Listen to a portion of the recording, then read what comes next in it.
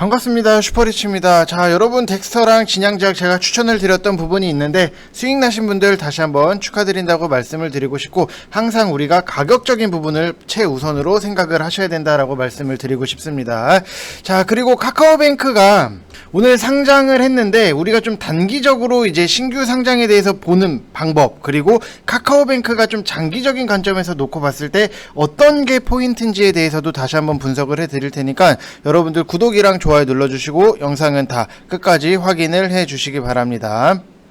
자, 일단은 카카오뱅크에 앞서서 제가 여러분들한테 추천을 드렸던 덱스터 같은 경우에도 자, 메타버스 관련주예요. 결국에는 지금 1,700원에 추천을 드려서 어제 15,600원까지 올라갔던 부분, 그리고 40% 이상 수익이 났다라고 생각이라기보다도 이렇게 좀 수익적인 부분 여유롭게 챙겼다라고 보시면 될 것 같고, 진양제약 같은 경우에도 제가 여러분들한테 분명히 추천을 드렸던 부분, 얼마에 좀 매수를 하시라고 말씀을 드렸냐면은 지금 7월 30일 날 영상을 여러분들 보시게 되시면은 진양제약 오세훈이랑도 묶여있다까지도 말씀을 드렸고 6,800원 이하로는 여러분들 매수를 하시라고 말씀을 드렸는데, 결국에는 어제 그리고 오늘 7,100원, 어제는 7,250원까지 올라가면서 수익적인 부분을 여유롭게 챙길 수 있었다라고 생각을 하시면 될 것 같아요. 그래서 6,800원에 매수를 해서 우리는 7,250원, 자, 여유있게 수익이 났다라고 보시면 될 것 같아요. 그만큼 좀 가격적인 메리트가 굉장히 중요한 부분인데, 자, 진양제약 같은 경우에도 결국에는 보시면은 오세훈 관련주, 그 다음에 뭐랑 묶여있고 혈장치료제 이런 것들을 다 제외를 하고 나서도 가격적인 부분을 놓고 보면은 여기서 흐름 자체를 만들고 여기까지 올렸던 부분, 그러면은 다시 한번 여기까지 내려왔기 때문에 단기적인 가격적인 메리트가 발생을 한다라고 보시면 될 것 같고, 그 안에서 분명히 속도적인 차이는 있을 거예요. 이게 여기에서 샀다라고 해서 다음날 바로 올라간다든지 아니면은 다다음날 바로 올라간다든지 그거는 제가 맞출 수 있는 영역이 아니에요. 그래서 종목들에 대해서 속도적인 차이는 분명히 있을 수는 있지만 그래도 매수가 자체가 안정적이기 때문에 수익적인 부분이 날 수 있었다라고 보시면 될 것 같고, 덱스터 같은 경우에도 마찬가지예요. 여러분들, 자, 덱스터는 지금 여기서부터 보시면은, 자, 여기서부터 이런 식으로 여기 윗꼬리가 달려있죠. 여기서부터 여기까지 올라갔던 부분이 있기 때문에, 그러면은 여기까지 내려왔다라고 하면은 단기적인 가격에 의해서 메리트가 생긴다라고 보시면 될 것 같아요. 그래서 지금 보시면은 속도적인 차이는 분명히 있어요.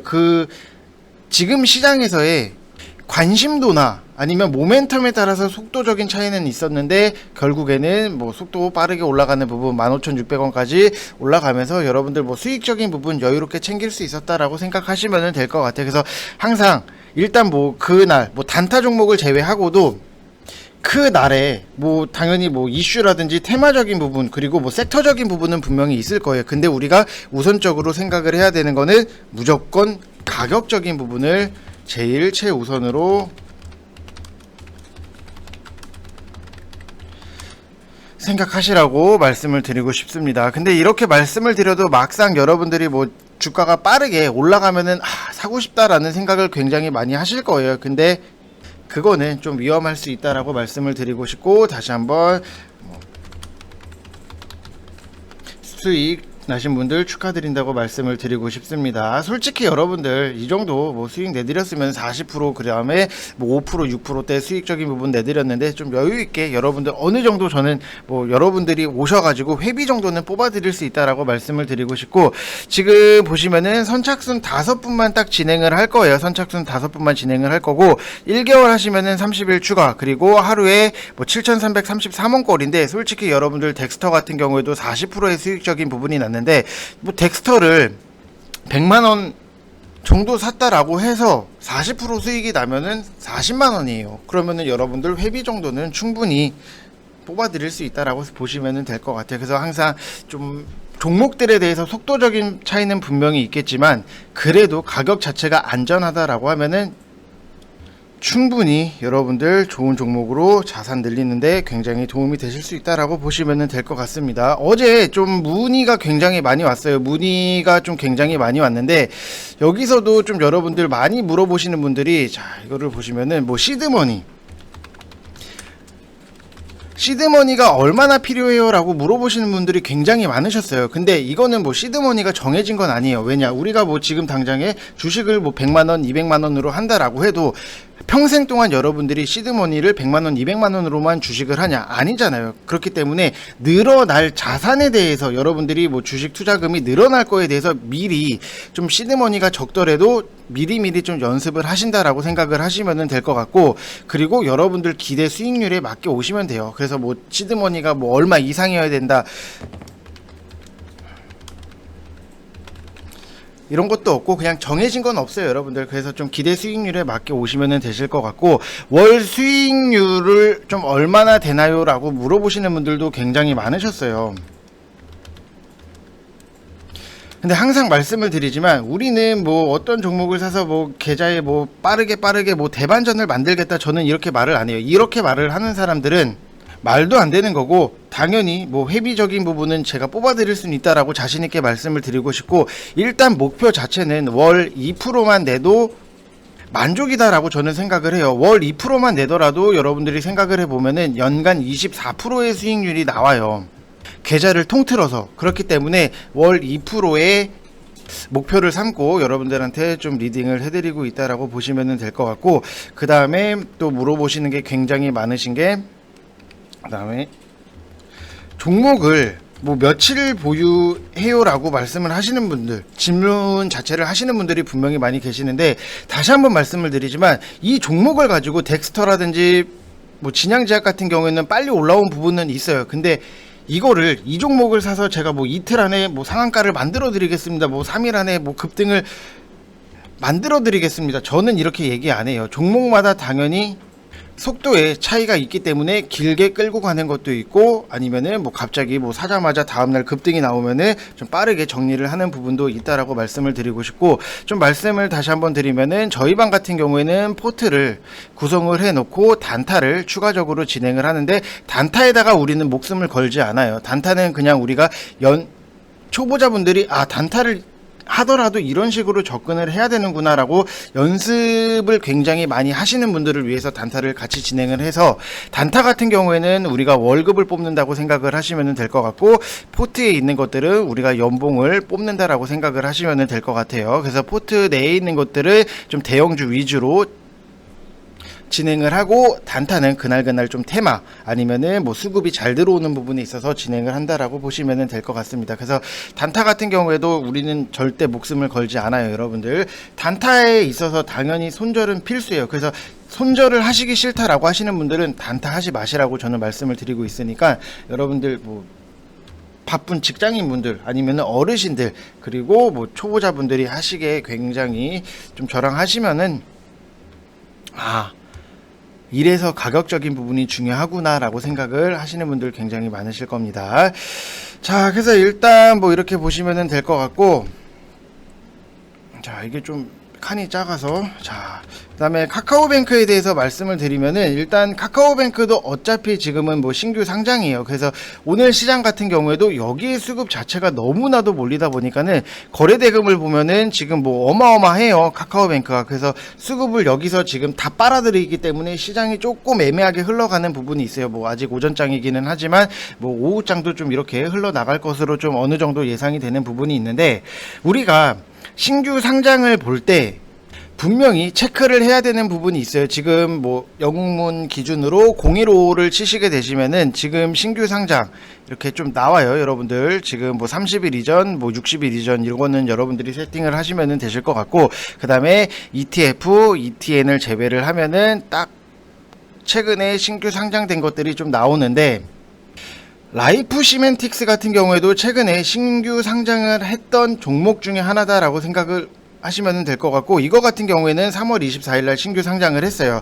근데 라이프 시멘틱스를 보면은 신규 상장의 전형적인 패턴 중에 하나라고 보시면 될 것 같아요. 그래서 상장 후에, 자, 상장을 한 다음에 굉장히 여기서 좀 떨어졌던 부분이 있는데, 상장 후에 급락적인 부분은 뭐 상장 직후에 따상을 가든 안 가든 상관이 없어요. 거의 대부분 이제 종목은 상장 3일 이후부터는 좀 떨어지는 부분이 있다라고 보시면 될 것 같고, 여기서도 보시면은 지금 뭐 제주 맥주 같은 경우에도 이렇게 보시면은 신규 상장 이후에 떨어지는 모습 나오고 있죠. 급락이 나오는 모습. 그 다음에 뭐 LB루셈, 뭐 이노뎁 이런 것들도 뭐 띄워놓고 뭐 떨어지는 부분, 그 다음에 뭐 아모센스도 여기서 뭐 상한가를 가고 추가적으로 갔다가 급락이 나오는 부분이 있기 때문에 보통적으로는 이제 거의 대부분 종목이 3일 이후부터는 좀 주가가 하락이 나온다라고 보시면 될 것 같고,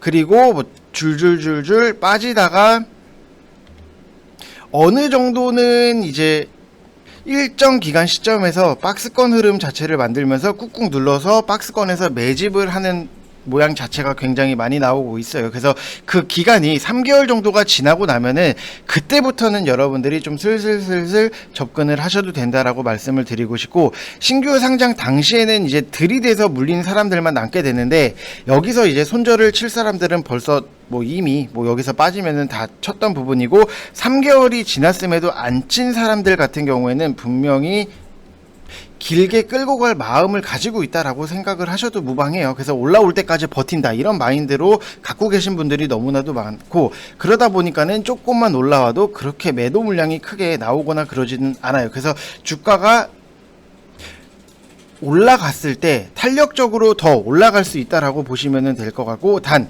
이슈나 모멘텀이 부각될 만한 종목만 여러분들이 좀 접근을 하시는 게 좋다라고 말씀을 드리고 싶어요. 그래서 지금 당장에 뭐 카카오뱅크 같은 경우에도 상장을 해서 여러분들 뭐 접근을 하시고 싶다라고 하시는 분들이 굉장히 많이 계실 텐데, 저는 굳이 지금 카카오뱅크를 좀 접근을 하는 것보다도 제 스타일대로 안정적으로 한다라고 하면은 저는 확실하게 내려가는 거를 보고 접근을 하겠다라고 말씀을 드리고 싶습니다. 뭐 제 스타일이기 때문에 여러분들이 뭐 좀 더 안정적으로 하시고 싶다라고 하시면은 그렇게 하시면 될 것 같아요. 뭐 그거 선택에 있어서는 여러분들의 좀 자율적인 부분이고, 우리가 지금 당장에 카카오뱅크도 지금 보시면은 따상에 실패를 했던 부분이 조금은 아쉽기는 해요. 근데 워낙 기대감 자체도 굉장히 컸긴 했는데, 리포트들을 좀 모아서 보게 되면은 주가가 굉장히 고평가됐다라는 리포트들도 많이 내놓던 부분이 있기 때문에 조금은 아쉽기는 하지만, 지금 뭐 시총 자체를 놓고 보면은 23조기 때문에 지금 뭐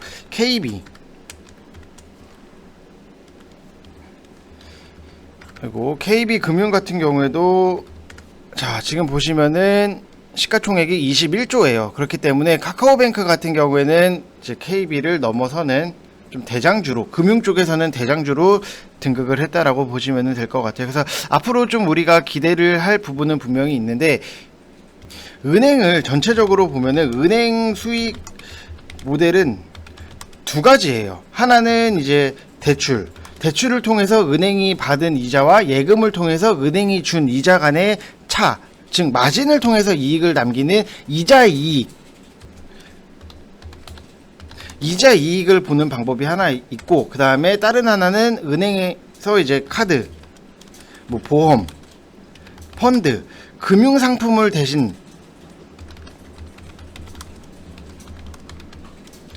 판매를 해주고, 판매 수수료를 통해서 수입을 얻는 이제 비이자 이익, 이렇게 두 가지가 있다라고 생각을 하시면 될 것 같고, 카카오뱅크 같은 경우에는 이 이자 이익 성적이 아주 나쁜 것은 아니에요. 그래서 뭐 다른 금융사랑 뭐 제휴를 맺고 금융 상품을 추천을 해서 수수료를 얻거나 카카오뱅크 플랫폼을 통해서 뭐 광고 수익을 내고 있는데, 지금 여기서 카카오뱅크의 핵심적인 부분, 뭐 카카오뱅크뿐만이 아니라 뭐 토스뱅크랑 같은 인터넷 전문 은행들의 핵심적인 부분은 중금리 대출 시장에서 어떻게 살아남을지, 이게 가장